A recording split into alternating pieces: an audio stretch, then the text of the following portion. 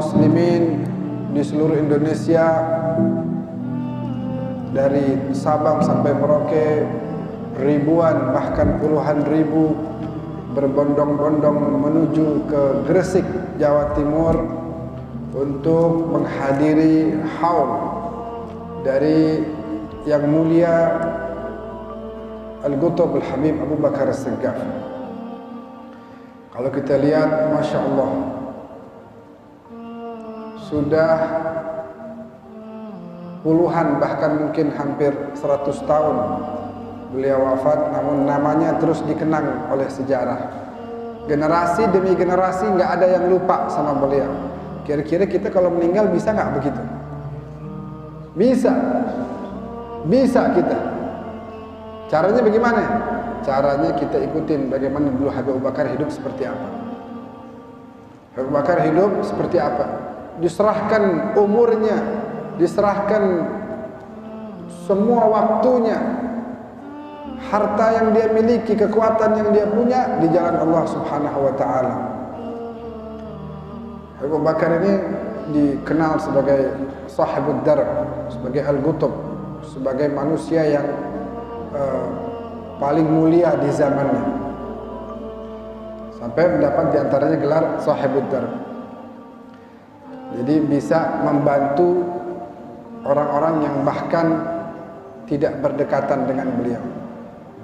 Katanya diceritakan oleh salah seorang habaib bahwa ketika suatu hari tetangganya Habib Abu Bakar minta izin, "Beb, doain, ana mau haji."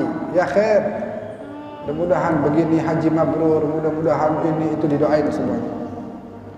"Kapan berangkat?" "Bentar lagi, Beb." "Oke, insyaallah kita doain selamat mudah-mudahan." Ternyata waktu itu perjalanan pakai kapal, kapalnya kapal Belanda. Kapalnya masih kapal Belanda.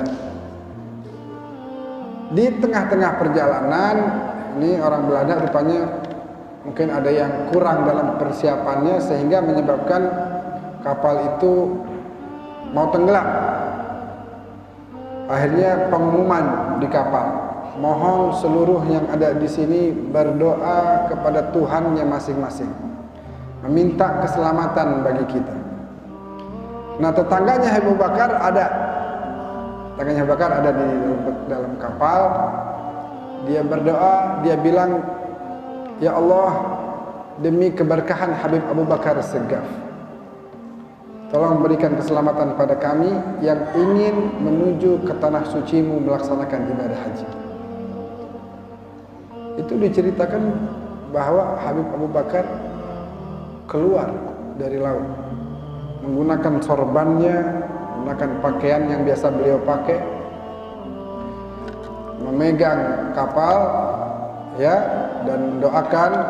Seketika kapal itu menjadi tenang, ombak berhenti, semuanya tiba-tiba menjadi berubah menjadi baik kembali.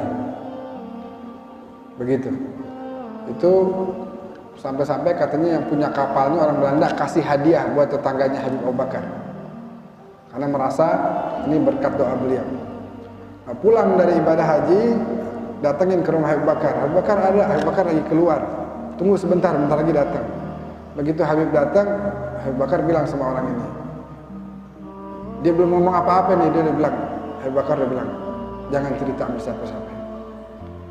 Jangan cerita sampai siapa-siapa sampai nanti ana wafat, ana meninggal, ente mau cerita silahkan. Tapi selama ana masih hidup, tolong jangan cerita sama siapa-siapa." Habib Husain Jombang, Habib Husain Haddad. Habib Husain Jombang, anaknya Habib Muhsin masih hidup di Solo, punya toko. Habib Muhsin itu cerita, dulu abahnya sering ngasih sembako sama orang biasa. Orang ngeliat ini orang biasa, petani. Mohon maaf, celananya pendek, biar kata di bawah dengkul gitu, cuma pendek. Pakaian biasa, kemana-mana bawa pacul begitu. Habib Husain Haddad, sahib Jombang, itu kira-kira sebulan sekali bawa, dianterin sama anaknya Habib Muhsin. Bawa apa yang dia punya, beras, minyak, makanan, minuman, semua.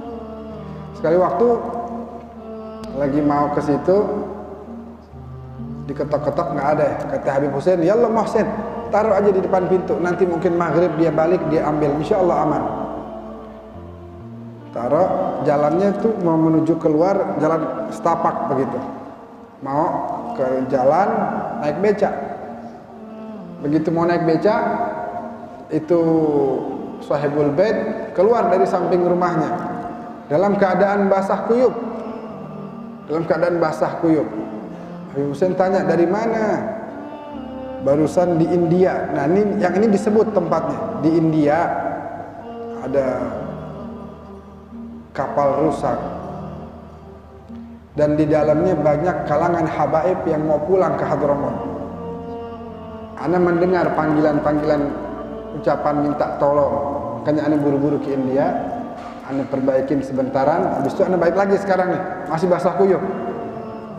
Ini Habib Hussein Jombang nih udah kelas dunia padahal, tapi rupanya, makanya la tahtaqir man duna, jangan pernah kita ngeremehin orang lain. Masya Allah nih di negeri Jawa nih kiai-kiainya, aulia sebanyak-banyaknya. Idrus bin Umar Al-Habsyi dulu ke Ampel, ketemu orang lagi doa di ziarah, terus ada orang Jawa datengin dia. Bahasa Jawa begitu ya. Wali itu tidak harus yang pakaian sorban. Di sini nih banyak wali, jadi memang di Indonesia ini luar biasa. Termasuk yang almarhum al-maghfur lahu yang baru saja meninggalkan kita semua, mudah-mudahan Allah rahmati beliau, Kiai Haji Maimun Zubair. Itu juga luar biasa. Itu di Mekah terakhir kemarin sempat datengin Abu Yal Maliki. Ini anak dapat cerita dari orang yang ada di Saudi. Datengin Abu Yal Sayyid Ahmad bin Muhammad bin Alwi bin Abbas Al-Maliki. Sayyid Ahmad. Padahal ini Mbah Maimun cucu dari njitnya nih. Sayyid Ahmad bin Muhammad bin Alwi. Mbah Maimun itu berguru sama Sayyid Alwi Al-Maliki. Tapi ta'zimnya sama Sayyid Ahmad luar biasa, cium tangan, pijitin. Padahal Sayyid Ahmad umurnya seumur cucunya. Tapi dari ta'zimnya sama gurunya, anak cucunya juga dihormatin. Wabil khusus min sulalah Rasulullah sallallahu alaihi wasallam. Itu katanya sempat minta doa di akhir-akhir mau pulang, Sayyid doakan saya. Lah, jangan, antum yang doakan kita, kata Sayyid Ahmad. Enggak, tolong Sayyid. Ana betul-betul minta sama antum. Ana minta supaya husnul khatimah. Ini beberapa hari dong sebelum kewafatnya beliau. Beliau wasiatkan, kebetulan anaknya yang jadi wakil gubernur Jawa Timur, sama-sama alumni Syria. Kita kenal sama saudara-saudaranya. Sempat ada yang ceritakan bahwa Mbah Maimun itu sering minta sama anak-anaknya, tolong jangan lupa bacakan Fatihah buat Sayyidah Khadijah.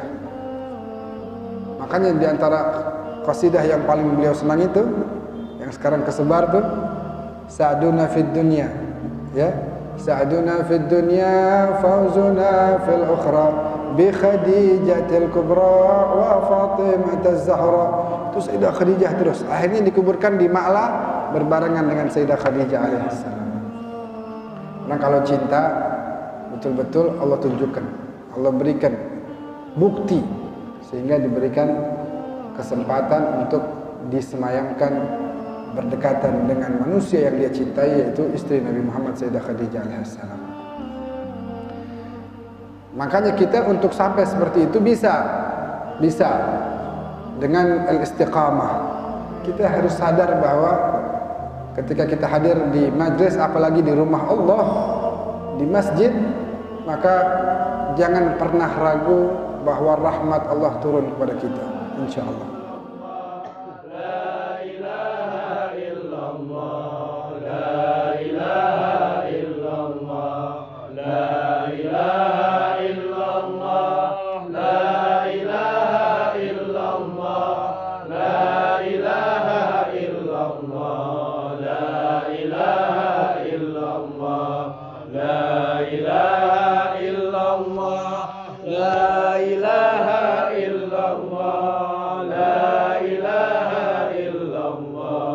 La ilaha